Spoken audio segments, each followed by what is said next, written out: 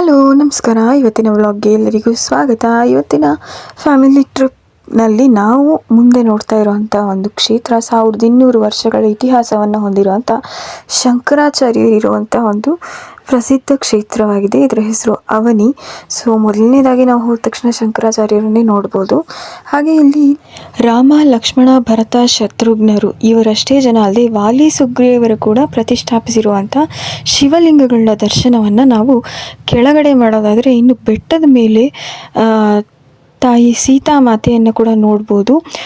ಇಲ್ಲಿ ಲವಕುಶರ ಜನನವಾಗಿದ್ದು ವಾಲ್ಮೀಕಿ ಋಷಿಗಳ ಆಶ್ರಯದಲ್ಲಿ ಸೀತಾಮಾತೆ ಬಂದು ಇಲ್ಲಿ ಇದ್ದು ಹಾಗೆ ಅಶ್ವಮೇಧ ಯಾಗಕ್ಕೆ ಕುದುರೆಯನ್ನು ಕಟ್ಟಿದಂಥ ಕ್ಷೇತ್ರ ಕೂಡ ಇದೆ ಅಂತ ಹೇಳಲಾಗುತ್ತೆ.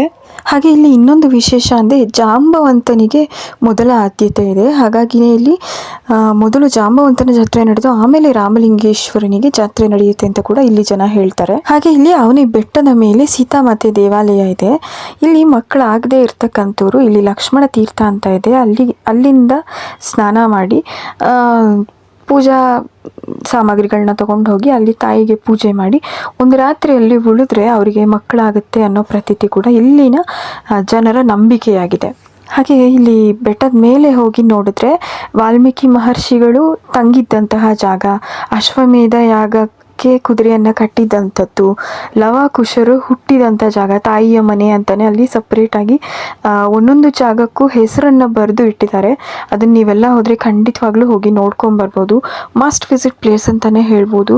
ಖಂಡಿತವಾಗ್ಲೂ ಒಂದ್ಸತಿ ಹೋಗಿ ನೋಡ್ಕೊಂಬನ್ನಿ. ಇವರ ಬ್ರ್ಯಾಂಚ್ ಅಂದರೆ ನಮ್ಮ ಬೆಂಗಳೂರಿನ ಬಸವೇಶ್ವರ ನಗರಲ್ಲಿ ಅವನಿ ಶಂಕರ ಮಠ ಅಂತ ಇದೆ ಅಲ್ವಾ, ಅದೇ ಈ ಅವನಿಯ ಹೆಸರಾಗಿದೆ ಅಂತ ಕೂಡ ಹೇಳಲಾಗುತ್ತೆ. ಹಾಗೆ ಸೀತಾಮಾತೆ ಪೂಜೆ ಮಾಡ್ತಿದ್ದಂಥ ಈಶ್ವರನ ಕೂಡ ನಾವಿಲ್ಲಿ ನೋಡ್ಬೋದು. ಇದೇ ನಾನು ಆವಾಗಲೇ ಹೇಳಿದ ವಾಲ್ಮೀಕಿ ಆಶ್ರಮ. ಹಾಗೆ ಇಲ್ಲಿ ನೋಡಿ ತಾಯಿಯ ಮನೆ ಅಂತ ಇದೆ, ಅಲ್ಲಿ ಶಿವಲಿಂಗ ಕೂಡ ಇದೆ.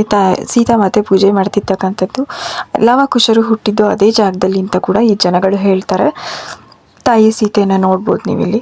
ಇನ್ನು ಇದು ಕೋಲಾರದ ಮುಳಬಾಗಿಲಲ್ಲಿ ಹತ್ತಿರದಲ್ಲಿ ಇರುವಂಥ ಜಾಗ, ತುಂಬ ಸಿಟಿಯಿಂದ ದೂರ ಏನಿಲ್ಲ.